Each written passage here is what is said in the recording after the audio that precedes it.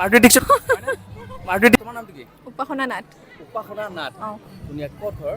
পাতিলা দহা। পাতিলাডোহা ন? অঁ মাধুৰী বৰ্মন। বৰ্মন মাধুৰী দীক্ষিতক লগ পালোঁ। অঁ মাধুৰী দীক্ষিত চিনি পোৱা নাই? অঁ বাৰু কিয় নাপাম। মাধুৰী দীক্ষিত মাধুৰী দীক্ষিত কি হ'ব মন আছে তোমাৰ?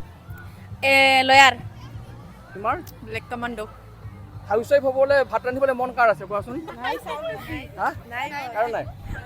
হাউচ ৱাইফ হ'ব ভাত ৰান্ধিব ঘৰত কাৰ মন আছে? তোমাৰ আছে নেকি? নাই কি মন আছে তেনেহ'লে?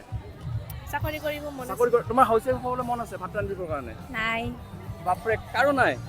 কাৰোই নাই? নাই তোমালোকক বিয়া পাতিলে সেই হাজবেণ্ডবিলাকৰ অৱস্থা কি হ'ব? ভাত ৰান্ধি খুৱাব লাগিব। গতিকে এওঁলোকৰ পৰা সদায় দূৰত থাকিবা দেই সকলোৱে, আগতে কৈছোঁ। নে কি কোৱা? ভাত ৰান্ধিব জানা নাই? ভাত ৰান্ধিব জানো কিন্তু চাকৰি কৰিব ইচ্ছা আছে বেছিকে। ইচ্ছা আছে। ল'ৰা কি ছোৱালী এতিয়া সকলো সমান, গতিকে এওঁলোকৰ ইচ্ছা আছে আৰু সেইবাবে পঢ়ি আছে, গতিকে এওঁলোকৰ চাকৰি কৰক, ভাল হওক, ভাল মানুহ হওক।